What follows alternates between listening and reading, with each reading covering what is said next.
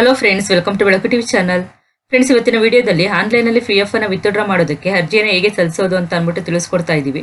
ನೀವು ಆನ್ಲೈನಲ್ಲಿ P F ಹಣವನ್ನು ವಿತ್ಡ್ರಾ ಮಾಡಬೇಕು ಅಥವಾ ಒಂದು ಅರ್ಜಿ ಸಲ್ಲಿಸಬೇಕು ಅಂತಂದ್ರೆ ನೀವು ಕೆಲಸ ಬಿಟ್ಟು 2 ತಿಂಗಳು ಕಂಪ್ಲೀಟ್ ಆಗಿರಬೇಕು. 2 ತಿಂಗಳು ಆದ ನಂತರ ಮಾತ್ರ ನೀವು ಅರ್ಜಿಯನ್ನು ಸಲ್ಲಿಸಬಹುದು. ಆಮೇಲೆ ನಿಮ್ಮ ಮೊಬೈಲ್ ನಂಬರು ಪಿ ಎಫ್ ಅಕೌಂಟ್ಗೆ ಮತ್ತು ಆಧಾರ್ ಕಾರ್ಡ್ಗೆ ಕಂಪಲ್ಸರಿ ಆಗಿ ಲಿಂಕ್ ಆಗಿರಬೇಕು. ಇನ್ ಕೇಸ್ ಏನಾದರೂ ಲಿಂಕ್ ಆಗಿಲ್ಲ ಅಂತಾರೆ ನೀವು ಆನ್ಲೈನಲ್ಲಿ ಅರ್ಜಿ ಹಾಕಿ ಪಿ ಎಫ್ ಹಣ ವಿತ್ಡ್ರಾ ಮಾಡೋದಕ್ಕೆ ಆಗಲ್ಲ. ಏಕೆಂದರೆ OTP ಬರ್ತಾ ಇರುತ್ತೆ. ಇದರಿಂದ ಲಿಂಕ್ ಕಡ್ಡಾಯ ಆಗಿರುತ್ತೆ. ನಿಮ್ಮ ಪಿ ಎಫ್ ಅಕೌಂಟ್ಗೆ ಲಿಂಕ್ ಆಗಿಲ್ಲ ಅಂತಂದರೆ ನಿಮಗೆ ಹತ್ರ ಇರೋ ಒಂದು ಪಿ ಎಫ್ ಆಫೀಸ್ ಅಥವಾ ನಿಮ್ಮ ಎಂಪ್ಲಾಯರ್ನ ಕಾಂಟ್ಯಾಕ್ಟ್ ಮಾಡಿ ನಿಮ್ಮ ಪಿ ಎಫ್ ಖಾತೆಗೆ ಮೊಬೈಲ್ ನಂಬರನ್ನು ಲಿಂಕ್ ಮಾಡಿಸಿ. ಮತ್ತು ನಿಮ್ಮ ಆಧಾರ್ಗೆ ಲಿಂಕ್ ಆಗಿಲ್ಲ ಅಂತಂದರೆ ಆಧಾರ್ ಸೆಂಟರ್ಗೆ ಹೋಗಿ ಅಪ್ಡೇಟ್ ಮಾಡಿಸಿ ಆಮೇಲೆ ನೀವು ಅರ್ಜಿಯನ್ನು ಸಲ್ಲಿಸಬೇಕಾಗುತ್ತೆ. ಈಗ ಆನ್ಲೈನಲ್ಲಿ ಪಿ ಎಫ್ ಅಮೌಂಟ್ ವಿತ್ಡ್ರಾ ಮಾಡೋದಕ್ಕೆ ಅರ್ಜಿಯನ್ನು ಹೇಗೆ ಸಲ್ಲಿಸೋದು ಅಂತ ಅಂದ್ಬಿಟ್ಟು ನೋಡೋಣ. ಪೂರ್ತಿ ವಿಡಿಯೋ ಸ್ಕಿಪ್ ಮಾಡ್ತೆ ನೋಡಿ, ಇಲ್ಲ ಅಂತಾರೆ ಕೆಲವೊಂದು ಸ್ಟೆಪ್ಸನ್ನು ನೀವು ಮಿಸ್ ಮಾಡ್ಕೋತೀರಾ. ಆಗ ಅಪ್ಲೈ ಮಾಡೋದಕ್ಕೆ ಸ್ವಲ್ಪ ನಿಮಗೆ ಕಷ್ಟ ಆಗುತ್ತೆ. ಇದರಿಂದ ಪೂರ್ತಿ ವಿಡಿಯೋ ನೋಡಿ. ಇಲ್ಲಿ ಗೂಗಲಲ್ಲಿ UAN ಲಾಗಿನ್ ಅಂತ ಅಂದ್ಬಿಟ್ಟು ನೀವು ಇಲ್ಲಿ ಸರ್ಚ್ ಮಾಡಿದ್ರೆ ಈ ರೀತಿ ಒಂದು ಪೇಜ್ ಓಪನ್ ಆಗುತ್ತೆ ನೋಡಿ. ಇದು ಫಸ್ಟ್ ಇದೆಯಲ್ಲ EPF ಮೆಂಬರ್ ಪೋರ್ಟಲ್ ಅಂತ ಅಂದ್ಬಿಟ್ಟು ಇದನ್ನು ಕ್ಲಿಕ್ ಮಾಡಿ. ಆಗ ಈ ರೀತಿ ಒಂದು ಪೇಜ್ ಓಪನ್ ಆಗುತ್ತೆ. ಇಲ್ಲಿ UAN ನಂಬರ್ ಮತ್ತು ಪಾಸ್ವರ್ಡ್ ಹಾಕ್ಬಿಟ್ಟು ಮತ್ತೆ ಕ್ಯಾಪ್ಚಾ ಎಂಟ್ರಿ ಮಾಡಿ ಇಲ್ಲಿ ಸೈನ್ ಇನ್ ಆಗಬೇಕಾಗುತ್ತೆ. ಇನ್ ಕೇಸ್ ನೀವೇನಾದರೂ UAN ನಂಬರ್ ನಿಮಗೆ ಗೊತ್ತಿಲ್ಲ ಅಂತ ಅಂದರೆ ಇಲ್ಲಿ ನೋ ಯುವರ್ UAN ಅಂತ ಇದೆಯಲ್ಲ ಅದರ ಮೇಲೆ ಕ್ಲಿಕ್ ಮಾಡಿ. ಆಗ ಈ ರೀತಿ ಒಂದು ಪೇಜ್ ಓಪನ್ ಆಗುತ್ತೆ. UAN ಅಂದರೆ ಯೂನಿವರ್ಸಲ್ ಅಕೌಂಟ್ ನಂಬರ್ ಅಂತ ಅಂದ್ಬಿಟ್ಟು ಇಲ್ಲಿ ಏನು ನಿಮ್ಮದು ಈ PF ಅಕೌಂಟಿಗೆ ಆ ಮೊಬೈಲ್ ನಂಬರ್ ಲಿಂಕ್ ಆಗಿರುತ್ತೆ. ಆ ಮೊಬೈಲ್ ನಂಬರ್ನ ಇಲ್ಲಿ ನೀವು ಹಾಕಬೇಕಾಗುತ್ತೆ. ನೆಕ್ಸ್ಟ್ ಒಂದು ಕ್ಯಾಪ್ಚಾ ಕೋಡ್ ಏನು ಕಾಣಿಸ್ತಾ ಇದೆ ಆ ಕ್ಯಾಪ್ಚಾ ಕೋಡನ್ನ ಇಲ್ಲಿ ಎಂಟ್ರಿ ಮಾಡಿಬಿಟ್ಟು ರಿಕ್ವೆಸ್ಟ್ OTP ಮೇಲೆ ಕ್ಲಿಕ್ ಮಾಡಿ ನಿಮಗೆ ಒಂದು ಏನು ಲಿಂಕ್ ಆಗಿರುತ್ತೆ ಆ ಮೊಬೈಲ್ ನಂಬರ್ಗೆ OTP ಬರುತ್ತೆ. ಆ OTP ಹಾಕಿ ಆದಮೇಲೆ ನಿಮಗೆ ಒಂದು UAN ನಂಬರ್ ನಿಮಗೆ ಗೊತ್ತಾಗುತ್ತೆ. ನೆಕ್ಸ್ಟು ನಿಮ್ಮದು UAN ನಂಬರ್ ನಿಮಗೆ ಗೊತ್ತಾಗಿ ಆದಮೇಲೆ ಅದನ್ನು ಆಕ್ಟಿವೇಟ್ ಕೂಡ ಮಾಡ್ಕೋಬೇಕು ನೀವು. ಇಲ್ಲಿ ಆಕ್ಟಿವೇಟ್ UAN ಅಂತ ಇದೆಯಲ್ಲ ಅದ್ರ ಮೇಲೆ ಕ್ಲಿಕ್ ಮಾಡಿ ಆದಮೇಲೆ ಈ ರೀತಿ ಒಂದು ಪೇಜ್ ಓಪನ್ ಆಗುತ್ತೆ. Activate your UAN. ಇಲ್ಲಿ ನಿಮ್ಮದು UAN ನಂಬರ್ ಹಾಕಬೇಕಾಗುತ್ತೆ ಮತ್ತು ಒಂದು ಆಧಾರ್ ನಂಬರು, ಇಲ್ಲಿ name, date of birth, mobile ನಂಬರನ್ನು ಹಾಕಬೇಕಾಗುತ್ತೆ. ಇಲ್ಲಿ ಏನೇನು ಇನ್ಫಾರ್ಮೇಷನ್ ಕೇಳಿದರೆ ಎಲ್ಲ ಹಾಕ್ಬಿಟ್ಟು ಇಲ್ಲಿ ಕ್ಯಾಪ್ಚಾ ಕೋಡ್ ಇದೆಯಲ್ಲ ಅದು ಎಂಟ್ರಿ ಮಾಡಿಬಿಟ್ಟು ಒಂದು ಪಿನ್ ಅಂದರೆ ನಿಮ್ಮದು ಆಧಾರ್ OTP ಅಥವಾ ಮೊಬೈಲ್ ಲಿಂಕ್ OTP ಆಧಾರ್ ಇರುತ್ತಲ್ಲ ಅದಕ್ಕೆ ಒಂದು OTP ಬರುತ್ತೆ ಮೊಬೈಲ್ ನಂಬರ್ಗೆ. ಆ OTP ಹಾಕ್ಬಿಟ್ಟು ಇದನ್ನು ಆಕ್ಟಿವೇಟ್ ಕೂಡ ನೀವು ಮಾಡ್ಕೋಬೇಕಾಗುತ್ತೆ. UAN ನಂಬರ್ ಆಕ್ಟಿವೇಟ್ ಆಗಿ ಆದಮೇಲೆ ಇಲ್ಲಿ UAN ನಂಬರ್ನ ಎಂಟ್ರಿ ಮಾಡಿ. ನೆಕ್ಸ್ಟ್ ಒಂದು ಪಾಸ್ವರ್ಡ್ ಕೂಡ ಇರುತ್ತೆ. ಆ ಪಾಸ್ವರ್ಡ್ ಕೂಡ ಇಲ್ಲಿ ಎಂಟ್ರಿ ಮಾಡಿ. ನೀವು ಪಾಸ್ವರ್ಡ್ ಏನಾದರೂ ನೀವು ಫರ್ಗಟ್ಟು ಇಲ್ಲ ನಿಮ್ಗೆ ಗೊತ್ತಿಲ್ಲ ಅಂತಂದರೆ ಇಲ್ಲಿ ಫರ್ಗಟ್ ಪಾಸ್ವರ್ಡ್ ಕೊಟ್ಬಿಟ್ಟು ಕೂಡ ನೀವು ಪಾಸ್ವರ್ಡ್ನ ಸೆಟ್ ಮಾಡ್ಕೋಬೋದು. ನೆಕ್ಸ್ಟ್ ಈ ಕ್ಯಾಪ್ಚಾ ಕೋಡ್ ಏನಿದೆ ಇದನ್ನು ಕೂಡ ಎಂಟ್ರಿ ಮಾಡಿ ಸೈನ್ ಇನ್ ಅಂತ ಕೊಡಿ. ಆಗ ಈ ರೀತಿ ಒಂದು ಹೋಮ್ ಪೇಜ್ ಓಪನ್ ಆಗುತ್ತೆ ನಿಮಗೆ. ಇದು ನಾಮಿನೇಷನ್ ಡೀಟೇಲ್ಸ್, ಇದನ್ನು ಲೇಟರ್ ಅಂತ ಕೊಡಿ, ಆಮೇಲೆ ಮಾಡ್ಕೋಬೋದು ಇದು. ನೆಕ್ಸ್ಟು ಇಲ್ಲಿ ನೋಡಿ ಈ ಥರ ಒಂದು ಓಪನ್ ಆಗುತ್ತೆ. ಇಲ್ಲಿ ಮೆಂಬರ್ ಪ್ರೊಫೈಲ್ ಕಾಣಿಸ್ತಾ ಇದೆ. ಅಂದರೆ ನಿಮ್ಮ ಹೆಸರು, ನಿಮ್ಮ ಡೇಟ್ ಆಫ್ ಬರ್ತ್ ಎಲ್ಲ ಬರುತ್ತೆ. ಪ್ರೊಫೈಲ್ ಇನ್ಫಾರ್ಮೇಷನ್, ನಿಮ್ದು ಆಧಾರ್ ಕಾರ್ಡ್ ವೆರಿಫೈಡ್ ಆಗಿದೆಯಾ ಇಲ್ಲ ಬ್ಯಾಂಕ್ ಅಕೌಂಟ್ ನಂಬರ್ ಏನಾದರೂ ಆ್ಯಡ್ ಆಗಿದೆಯಾ ಅಂತೆಲ್ಲ ತೋರಿಸ್ತಾ ಇದೆ. ನೆಕ್ಸ್ಟು ಇವಾಗ ನಿಮ್ಮ ಅಕೌಂಟಲ್ಲಿ ಒಂದು ಅಮೌಂಟ್ ಎಷ್ಟಿದೆ ಅಂತ ಅಂದ್ಬಿಟ್ಟು ನೀವು ನೋಡ್ಕೋಬೇಕು ಅಂತಂದರೆ ಇಲ್ಲಿ ಯು ಅಂತ ಇದೆಯಲ್ಲ ಇಲ್ಲಿ ಬಂದ್ಬಿಟ್ಟು ನೀವು ಪಾಸ್ಬುಕ್ ಅಂತ ಇದೆ ನೋಡಿ, ಇಲ್ಲಿ ಇದು ಕ್ಲಿಕ್ ಮಾಡಿ. ಪಾಸ್ಬುಕ್ ಕ್ಲಿಕ್ ಮಾಡಿ ಆದಮೇಲೆ ಇಲ್ಲಿ ಮತ್ತೆ ನಿಮ್ಮದು UAN ನಂಬರ್ ಕೇಳುತ್ತೆ, ಅದನ್ನು ಹಾಕಿ ಪಾಸ್ವರ್ಡ್ ಎಂಟ್ರಿ ಮಾಡಿ. ಇಲ್ಲಿ ಮತ್ತು ಇಲ್ಲಿ ಕ್ಯಾಪ್ಚಾ ಕೋಡ್ ಹಾಕಿ ಇಲ್ಲಿ ಸೈನ್ ಇನ್ ಕೊಡಿ. ಸೈನ್ ಇನ್ ಮಾಡಿ ಆದಮೇಲೆ ಒಂದು ಪಾಸ್ಬುಕ್ ನಿಮ್ಮದು ಇಲ್ಲಿ ಓಪನ್ ಆಗುತ್ತೆ. ಇಲ್ಲಿ ಲೋಡ್ ಆಗ್ತಿದೆ. ಇಲ್ಲಿ ಪಾಸ್ಬುಕ್ ಓಪನ್ ಆಯಿತು ನೋಡಿ. ಇಲ್ಲಿ PF ಕಾಂಟ್ರಿಬ್ಯೂಷನ್ ಸಮ್ಮರಿ ಅಂದ್ಬಿಟ್ಟು ಎಂಪ್ಲಾಯಿ ಶೇರು ಮತ್ತು ಎಂಪ್ಲಾಯರ್ ಶೇರ್ ಎಲ್ಲ ಕೊಡ್ತಾ ಇದ್ದಾರೆ ಮತ್ತು ಅಮೌಂಟ್ ಕೂಡ ಎಲ್ಲ ಕೊಡ್ತಾ ಇದ್ದಾರೆ. ಇದು ಎಂಪ್ಲಾಯಿ ಶೇರು ಮತ್ತು ಇದು ಎಂಪ್ಲಾಯರ್ ಶೇರು. ಇದು ಬಂದ್ಬಿಟ್ಟು ಪೆನ್ಷನ್ ಶೇರು. ಇದೆಲ್ಲ ಅಮೌಂಟು ತೋರಿಸ್ತಾ ಇದೆ ನೋಡಿ, ಎಷ್ಟೆಷ್ಟು ಅಮೌಂಟ್ ಅಂತ ಅಂದ್ಬಿಟ್ಟು ಟೋಟಲ್ ಅಮೌಂಟ್ ಕೂಡ ತೋರಿಸ್ತಾ ಇದೆ. ನೆಕ್ಸ್ಟ್ ಇಲ್ಲಿ ಬಂದ್ಬಿಟ್ಟು ಒಂದು KYC ಕಂಪಲ್ಸರಿ ಇರುತ್ತೆ. ಒಂದು KYCಯನ್ನು ಮಾಡ್ಕೋಬೇಕಿರುತ್ತೆ. ಇಲ್ಲಿ ಮ್ಯಾನೇಜ್ ಅಂತ ಇದೆಯಲ್ಲ ಅಲ್ಲಿಗೆ ಮ್ಯಾನೇಜಿಗೆ ಬಂದ್ಬಿಟ್ಟು ಇಲ್ಲಿ KYC ಅಂತ ಇದೆ, ಅದನ್ನು ನೋಡಿ. ಇಲ್ಲಿ KYC ಕೊಟ್ಟಾಗ ಇಲ್ಲಿ ತೋರಿಸುತ್ತೆ ನಿಮ್ಮದು ಬ್ಯಾಂಕ್ ಅಕೌಂಟ್ ನಂಬರು ಮತ್ತು ಪ್ಯಾನು ಮತ್ತು ಒಂದು ಆಧಾರ್ ಕಾರ್ಡು ಎಲ್ಲ ನೀವು ಲಿಂಕ್ ಇದನ್ನು ಮಾಡ್ಕೊಂಡಿರ್ಬೇಕಾಗುತ್ತೆ KYC. ಇಲ್ಲಿ ನೋಡಿ ಇಲ್ಲಿ KYC ಇಲ್ಲ, ಅಲ್ಲಿ ಡಾಕ್ಯುಮೆಂಟು ಇಲ್ಲಿ ಅಪ್ಡೇಷನ್ ಆಗಿದೆ, ಅದರಿಂದ ಇಲ್ಲಿ ಅಪ್ರೂವ್ಡ್ ಅಂತೆಲ್ಲ ತೋರಿಸ್ತಾ ಇದೆ. ಆಧಾರ್ ನಂಬರು ಮತ್ತು ಬ್ಯಾಂಕದು ಎಲ್ಲನೂ ನೀವು KYCನ ಕಂಪ್ಲೀಟ್ ಮಾಡ್ಕೊಂಡಿರಬೇಕು. ಇದು KYC ಆಗಿಲ್ಲ ಅಂತಂದರೆ ನಿಮ್ಮದು ಅಕೌಂಟಿಗೆ ನೀವು ಅರ್ಜಿಯನ್ನು ಹಾಕೋದಕ್ಕೆ ಆಗೋದಿಲ್ಲ. ಫಸ್ಟ್ ಈ KYCನ ಕಂಪ್ಲೀಟ್ ಮಾಡ್ಕೊಳ್ಳಿ. KYC ಎಲ್ಲ ಆಗಿ ಆದಮೇಲೆ ಇಲ್ಲಿ ಆನ್ಲೈನ್ ಸರ್ವಿಸಸ್ ಅಂತ ಕಾಣಿಸ್ತಾ ಇದೆಯಲ್ಲ ಅಲ್ಲಿ ನೋಡಿ. ಇಲ್ಲಿ ಕ್ಲೈಮ್ ಫಾರ್ಮ್ 31, 19, 10C ಮತ್ತು 10D ಅಂತ ಇದೆಯಲ್ಲ ಇದನ್ನು ಕ್ಲಿಕ್ ಮಾಡಿ. ಇಲ್ಲಿ ಫಾರ್ಮ್ 31 ಅಂತ ಅಂದರೆ ಒಂದು ಪಾರ್ಷಿಯಲ್ ಅಮೌಂಟನ್ನು ನೀವು ವಿತ್ಡ್ರಾ ಮಾಡಬೇಕು ಅಂತಂದರೆ ಇದಕ್ಕೆ ನೀವು ಅಪ್ಲೈ ಮಾಡಬೇಕಾಗುತ್ತೆ. ಫಾರ್ಮ್ 19 ಅಂದಾಗ ಒಂದು PF ಅಮೌಂಟನ್ನು ಫುಲ್ಲು ನೀವು ವಿತ್ಡ್ರಾ ಮಾಡಬೇಕು ಅಂತಂದರೆ ಇದನ್ನು ಹಾಕಬೇಕಾಗುತ್ತೆ. ನೆಕ್ಸ್ಟ್ ಫಾರ್ಮ್ 10C ಬಂದ್ಬಿಟ್ಟು ನೀವು ಪೆನ್ಷನ್ದು ಅಮೌಂಟನ್ನು ವಿತ್ಡ್ರಾ ಮಾಡೋದಕ್ಕೆ ಫಾರ್ಮ್ 10C ಫಾರ್ಮನ್ನು ನೀವು ಅಪ್ಲೈ ಮಾಡಬೇಕಾಗುತ್ತೆ. ಅದು ಕೊಟ್ಟೆ ಆದಮೇಲೆ ಈ ಥರ ಒಂದು ಪೇಜ್ ಓಪನ್ ಆಗುತ್ತೆ ನೋಡಿ. ಇಲ್ಲಿ ಎಲ್ಲ ಡೀಟೇಲ್ಸನ್ನು ಬಂದಿರುತ್ತೆ.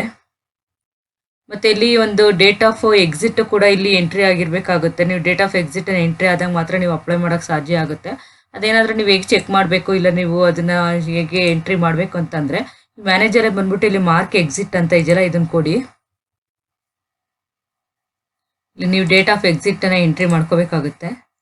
ನೋಡಿ ಇಲ್ಲಿ ಆ ಮಂತಲ್ಲಿ ಅಂತ ತೋರಿಸುತ್ತೆ. ಇಲ್ಲೊಂದು ಡೇಟನ್ನು ಸೆಲೆಕ್ಟ್ ಮಾಡ್ಕೋಬೇಕಾಗುತ್ತೆ. ಸೆಲೆಕ್ಟ್ ಮಾಡ್ಕೊಂಡು ಒಂದು ರಿಕ್ವೆಸ್ಟ್ OTP ಕೊಡಬೇಕಾಗುತ್ತೆ. ಇಲ್ಲಿ ಕ್ಲಿಕ್ ಮಾಡಿಬಿಟ್ಟು ರಿಕ್ವೆಸ್ಟ್ OTP ಕೊಟ್ಟಾಗ ನಿಮ್ಗೊಂದು OTP ಬರುತ್ತೆ. ಅದನ್ನು ಹಾಕಿದ್ರೆ ಇದು ಅಪ್ಡೇಟ್ ಕೂಡ ಆಗುತ್ತೆ. ನೆಕ್ಸ್ಟ್ ಅದು ಅಪ್ಡೇಟ್ ಆಗಿ ಆದಮೇಲೆ ಇಲ್ಲಿ ಆನ್ಲೈನ್ ಸರ್ವಿಸಿಗೆ ಬಂದ್ಬಿಟ್ಟು ಇಲ್ಲಿ ಕ್ಲೈಮ್ ಅಂತ ಕೊಡಿ. ನೆಕ್ಸ್ಟ್ ಕ್ಲೈಮ್ ಅಂತ ಕೊಟ್ಟಾದ್ಮೇಲೆ ಈ ರೀತಿ ಪೇಜ್ ಓಪನ್ ಆಗುತ್ತೆ. ಇಲ್ಲಿ ಒಂದು ಎಕ್ಸಿಟ್ ಡೇಟ್ ಎಲ್ಲ ತೋರಿಸ್ತಾ ಇದೆ ನೋಡಿ. ಇಲ್ಲಿ ಒಂದು ನಿಮ್ಮ ಬ್ಯಾಂಕ್ ಅಕೌಂಟ್ ಏನು ಲಿಂಕ್ ಆಗಿದೆ PF ಅಕೌಂಟ್ಗೆ, ಆ ಬ್ಯಾಂಕ್ ಅಕೌಂಟ್ ನಂಬರ್ ಹಾಕ್ಬಿಟ್ಟು ನೀವು ಅದನ್ನ ವೆರಿಫೈ ಮಾಡಬೇಕಾಗುತ್ತೆ. ಬ್ಯಾಂಕ್ ಅಕೌಂಟ್ ನಂಬರನ್ನು ಎಂಟ್ರಿ ಮಾಡಿಬಿಟ್ಟು ಇಲ್ಲಿ ವೆರಿಫೈ ಅಂತ ಕೊಡಿ. ನೋಡಿ ಇಲ್ಲಿ ವೆರಿಫೈಗೆ ನೀವು ಇದು ಅಗ್ರಿ ಕೊಡಬೇಕಾಗುತ್ತೆ, ಎಸ್ ಅಂತ. ವೆರಿಫೈಡ್ ಕೂಡ ಆಯಿತು. ನೆಕ್ಸ್ಟ್ ಇಲ್ಲಿ ಪ್ರೊಸೀಡ್ ಫಾರ್ ಆನ್ಲೈನ್ ಕ್ಲೈಮ್ ಅಂತ ಇದೆಯಲ್ಲ, ಇದನ್ನು ಕ್ಲಿಕ್ ಮಾಡಿ. ನೆಕ್ಸ್ಟ್ ಇಲ್ಲಿ ನೆಕ್ಸ್ಟ್ ಪೇಜಿಗೆ ಹೋಗುತ್ತೆ. Next I want to apply for ಅಂದರೆ ನೀವು ಯಾವುದನ್ನ ನೀವು ಅಪ್ಲೈ ಮಾಡ್ತಿದ್ದೀರಾ ಅಂತ. ಓನ್ಲಿ PF ವಿತ್ಡ್ರಾವಲ್ ಇದ್ದರೆ ಫಾರಮ್ 19 ಮಾಡಬೇಕಾಗುತ್ತೆ. ಓನ್ಲಿ ಪೆನ್ಷನ್ ವಿತ್ಡ್ರಾವಲ್ ಇದ್ದರೆ ಫಾರಮ್ 10C, ಅಥವಾ ಸ್ಕೀಮ್ ಸರ್ಟಿಫಿಕೇಟ್ಗೆ ಫಾರಮ್ 10C ಇದೆ. PF ಅಲ್ಲಿ ಏನಾದರೂ ಅಡ್ವಾನ್ಸ್ ಅಂದರೆ ಫಾರಮ್ 31 ಅಂತ ಇದೆ. ಇಲ್ಲಿ ಫಸ್ಟ್ ನಾವು PF ವಿತ್ಡ್ರಾವಲ್ ಹೇಗೆ ಮಾಡೋದು ಅಂತ ಅಂದ್ಬಿಟ್ಟು ನೋಡೋಣ. ನೀವು ಪೆನ್ಷನ್ ವಿತ್ಡ್ರಾವಲ್ ಕೂಡ ಸೇಮ್ ಪ್ರೊಸೀಜರ್ ಇರುತ್ತೆ. ಬಟ್ ಸೇಮ್ ಹೆಂಗೆ ನಾವು ಮಾಡಿದ್ವಿ, ಹೆಂಗೆ ಆನ್ಲೈನ್ ಸರ್ವಿಸಿಗೆ ಬಂದು ಅಲ್ಲಿ ಆನ್ಲೈನ್ ಕ್ಲೈಮ್ ಮಾಡಿ ಬಂದ್ವಲ್ಲ, ಅದೇ ರೀತಿ ಬಂದು ಇಲ್ಲಿ ಮಾತ್ರ ನೀವು ಫಾರ್ಮನ್ನು ಸೆಲೆಕ್ಟ್ ಮಾಡಿ ನೆಕ್ಸ್ಟ್ ಸ್ಟೆಪ್ಪಿಗೆ ಹೋಗಬೇಕಾಗುತ್ತೆ. ಇಲ್ಲಿ ಸೆಲೆಕ್ಟ್ ಕ್ಲೈಮ್ ಆಪ್ಷನ್ ಅಂತ ಇದೆಯಲ್ಲ, ಇಲ್ಲಿ ಸೆಲೆಕ್ಟ್ ಮಾಡಬೇಕಾಗುತ್ತೆ. ನೀವು ಇಲ್ಲಿ 19 ಫಾರ್ಮ್ ಸೆಲೆಕ್ಟ್ ಮಾಡಿದ್ವಿ. ಇಲ್ಲಿ ಎಸ್ ಅಂತ ಕೊಡಿ. ನೋಡಿ ಓನ್ಲಿ PF ವಿತ್ಡ್ರಾವಲ್ಗೆ ಫಾರ್ಮ್ 19 ಸೆಲೆಕ್ಟ್ ಆಗಿದೆ. ನೆಕ್ಸ್ಟ್ ಒಂದು 15G ಫಾರ್ಮನ್ನು ನೀವು ಏನಾದರೂ ನಿಮ್ಮದು ಅಮೌಂಟ್ ವಿತ್ಡ್ರಾ ಅದು 50,000ಗಿನ ಮೇಲಿದ್ರೆ ಇದು ಫಾರ್ಮ್ 15Gನ ನೀವು ಅಪ್ಲೋಡ್ ಮಾಡಬೇಕಾಗುತ್ತೆ. 50,000 ಕೆಳಗಡೆ ಇದ್ದರೆ ನೀವು ಫಾರ್ಮ್ 15Gನ ಒಂದು ಅಪ್ಲೋಡ್ ಮಾಡೋ ಅಂಥ ಅವಶ್ಯಕತೆ ಇರಲ್ಲ. ಆಮೇಲೆ ನೆಕ್ಸ್ಟ್ ಇಲ್ಲಿ ಎಂಪ್ಲಾಯಿ ಅಡ್ರೆಸ್ ಏನಿದೆ, ಅಡ್ರೆಸ್ಸನ್ನು ಪೂರ್ತಿ ನೀವು ಇಲ್ಲಿ ಟೈಪ್ ಮಾಡಬೇಕಾಗುತ್ತೆ. ಇನ್ನು ಆಧಾರ್ ಕಾರ್ಡಲ್ಲಿ ಯಾವ ರೀತಿ ಅಡ್ರೆಸ್ ಇರುತ್ತೆ ಅದೇ ರೀತಿ ಅಡ್ರೆಸ್ಸನ್ನು ನೀವು ಇಲ್ಲಿ ಪೂರ್ತಿ ಟೈಪ್ ಮಾಡಬೇಕಾಗುತ್ತೆ. ಇಲ್ಲಿ ನಿಮ್ಮ ಸ್ಟೇಟನ್ನು ಸೆಲೆಕ್ಟ್ ಮಾಡಬೇಕಾಗುತ್ತೆ, ಒಂದು ಡಿಸ್ಟಿಕನ್ನು ಕೂಡ ಸೆಲೆಕ್ಟ್ ಮಾಡಬೇಕಾಗುತ್ತೆ. ಇಲ್ಲಿ ನಿಮ್ಮ ಸಿಟಿ ಸೆಲೆಕ್ಟ್ ಮಾಡಿ ಮತ್ತು ಪಿನ್ ಕೋಡ್ ಕೂಡ ಇಲ್ಲಿ ಏನಿರುತ್ತೆ ಆ ಪಿನ್ ಕೋಡ್ ಹಾಕಬೇಕಾಗುತ್ತೆ.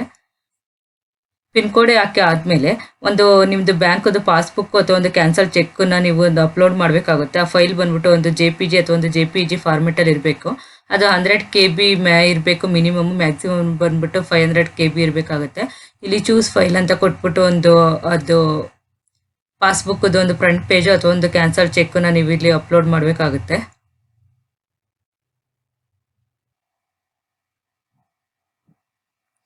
ಫೈಲನ್ನು ಚೂಸ್ ಮಾಡಬೇಕಾಗುತ್ತೆ.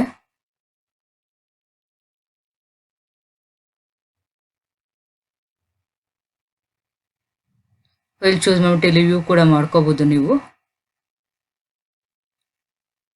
ವ್ಯೂ ಮಾಡಿ ಆದಮೇಲೆ ಅಲ್ಲಿ ಕರೆಕ್ಟ್ ಇತ್ತು ಅಂತಂದರೆ ಇಲ್ಲಿ ಲಾಸ್ಟ್ ನಿಮಗೆ ಇಲ್ಲಿ ಏನು ಕಾಣಿಸ್ತಾ ಇದೆ ಇಲ್ಲಿ ಕ್ಲಿಕ್ ಮಾಡಿಬಿಟ್ಟು ಒಂದು ಗೆಟ್ ಆಧಾರ್ OTP ಅಂತ ಕೊಡಿ. ಇನ್ನೊಂದ್ಸತಿ ಚೆಕ್ ಮಾಡ್ಕೊಳ್ಳಿ ಡೀಟೇಲ್ಸ್ ಎಲ್ಲ ಕರೆಕ್ಟ್ ಇದೆಯಾ ಅಂತ ಅಂದ್ಬಿಟ್ಟು. ಚೆಕ್ ಮಾಡಿ ಆದಮೇಲೆ ಇಲ್ಲಿ ಆಧಾರ್ OTPಗೆ ನೀವು ಕೊಡಬೇಕಾಗುತ್ತೆ. ಗೆಟ್ ಆಧಾರ್ OTP ಅಂತ ಕೊಡಿ. Please wait. ಇಲ್ಲಿ OTP ಬಂತು ಅಂದರೆ ನಿಮ್ಮದು ಏನು ರಿಜಿಸ್ಟರ್ ಮೊಬೈಲ್ ಆಗಿರುತ್ತೆ ಆ ಮೊಬೈಲ್ ನಂಬರ್ಗೆ ಒಂದು OTP ಬರುತ್ತೆ. ಇಲ್ಲಿ ಎಂಟರ್ ಯುವರ್ ಆಧಾರ್ OTP ಅಂತ ತೋರಿಸ್ತಾ ಇದೆಯಲ್ಲ, ಇಲ್ಲಿ ಏನು OTP ಬಂದಿರುತ್ತೆ ಅದನ್ನು ಎಂಟ್ರಿ ಮಾಡಿ. ಇಲ್ಲಿ OTPನ ಎಂಟ್ರಿ ಮಾಡಿ ನಿಮ್ಮ ಮೊಬೈಲ್ ನಂಬರ್ಗೆ ಬಂದಿರೋ ಅಂಥ OTPನ ವ್ಯಾಲಿಡೇಟ್ OTP ಮತ್ತು ಸಬ್ಮಿಟ್ ಕ್ಲೈಮ್ ಫಾರ್ಮ್ ಅಂತ ಇದೆಯಲ್ಲ ಅಲ್ಲಿ ಕ್ಲಿಕ್ ಮಾಡಿದ್ರೆ ಈ ರೀತಿ ಒಂದು ಬರುತ್ತೆ ನಿಮಗೆ. OTP ಹ್ಯಾಸ್ ಬಿನ್ ವೆರಿಫೈಡ್ ಮತ್ತು KYC updated and PF final withdrawal claim of submitted successfully ಅಂತ ಬಂತು. ಮತ್ತು ನೀವು ಅದನ್ನು ಚೆಕ್ ಮಾಡಬೇಕು ಅಂತಂದರೆ ಕ್ಲಿಕ್ ಹಿಯರ್ ಅಂತ ಇದೆಯಲ್ಲ ವ್ಯೂ PDF ಅದಕ್ಕೆ ಕ್ಲಿಕ್ ಮಾಡಿ. ಆಗ ಇಲ್ಲಿ ಒಂದು ಅಕ್ನಾಲೇಜ್ಮೆಂಟ್ ಕೂಡ ನಿಮಗೆ ಓಪನ್ ಆಗುತ್ತೆ ನೋಡಿ. ಇಲ್ಲಿ ಅಕ್ನಾಲೇಜ್ಮೆಂಟ್ನ ನೀವು ಡೌನ್ಲೋಡ್ ಮಾಡಿ ಇಟ್ಕೊಳ್ಳಿ, ಫರ್ದರ್ ರೆಫರೆನ್ಸಿಗೆ ಬೇಕಾಗುತ್ತೆ ನಿಮಗೆ. ಮತ್ತು ಟ್ರ್ಯಾಕ್ ಕೂಡ ಮಾಡ್ಕೋಬೋದು. ನಿಮ್ಮ ಅಪ್ಲಿಕೇಶನ್ನು ನೀವು ಟ್ರ್ಯಾಕ್ ಕೂಡ ಮಾಡ್ಕೋಬೋದು. ಇಲ್ಲ ಆನ್ಲೈನ್ ಸರ್ವಿಸಸ್ಗೆ ಹೋಗಿ ಟ್ರ್ಯಾಕ್ ಮಾಡ್ಕೋಬೋದು. ಟ್ರ್ಯಾಕ್ ID ಮತ್ತು ಎಲ್ಲ ಬಂದಿರುತ್ತೆ, ಸ್ಟೇಟಸ್ ಎಲ್ಲ ಚೆಕ್ ಮಾಡ್ಕೋಬೋದು. ನೆಕ್ಸ್ಟ್ ಎಲ್ಲ ಆಗಿ ಆದಮೇಲೆ ಇಲ್ಲಿ ಲಾಗೌಟ್ ಮಾಡ್ಕೊಂಬಿಡಿ. ಇಷ್ಟು ಇದು PF ಅಲ್ಲಿ ನೀವು ವಿತ್ಡ್ರಾ ಮಾಡೋದಕ್ಕೆ ಆನ್ಲೈನಲ್ಲಿ ಹೇಗೆ ಅರ್ಜಿ ಸಲ್ಲಿಸಿ ಹೇಗೆ ವಿತ್ಡ್ರಾ ಮಾಡ್ಕೋಬೋದು ಅಂತ ಅಂದ್ಬಿಟ್ಟು ವಿಡಿಯೋ ನಿಮಗೆಲ್ಲ ಇಷ್ಟ ಆಯಿತು ಅಂತ ತಿಳ್ಕೊತೀವಿ. ಮತ್ತು ನಿಮ್ಮ ಫ್ರೆಂಡ್ಸ್ಗೂ ನಿಮ್ಗೆ ಗೊತ್ತಿರೋರಿಗೆ ಶೇರ್ ಮಾಡಿ, ಅವ್ರಿಗೆ ಕೂಡ ಇನ್ಫಾರ್ಮೇಷನ್ ಶೇರ್ ಆಗುತ್ತೆ.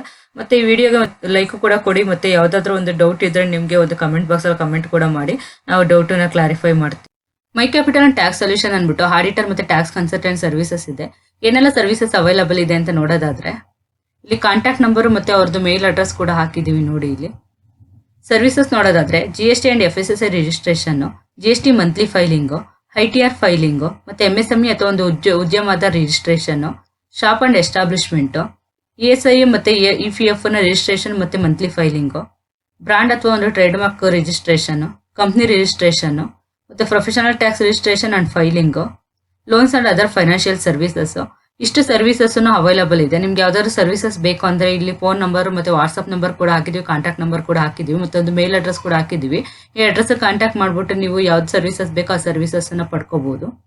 ಮತ್ತೆ ನಮ್ಮ ಚಾನಲ್ ನಲ್ಲಿ ಒಂದು ಸ್ಮಾಲ್ ಬಿಸ್ನೆಸ್ ಐಡಿಯಾಸ್ ಮತ್ತೆ ಹೋಮ್ ಬೇಸ್ಡ್ ಬಿಸ್ನೆಸ್ ಐಡಿಯಾಸ್ ಇರಬಹುದು, ಮತ್ತೆ ಫ್ರಾಂಚೈಸಿ ಬಿಸ್ನೆಸ್ ಐಡಿಯಾಸ್ ವಿಡಿಯೋಸ್ ಕೂಡ ಹಾಕಿದೀವಿ.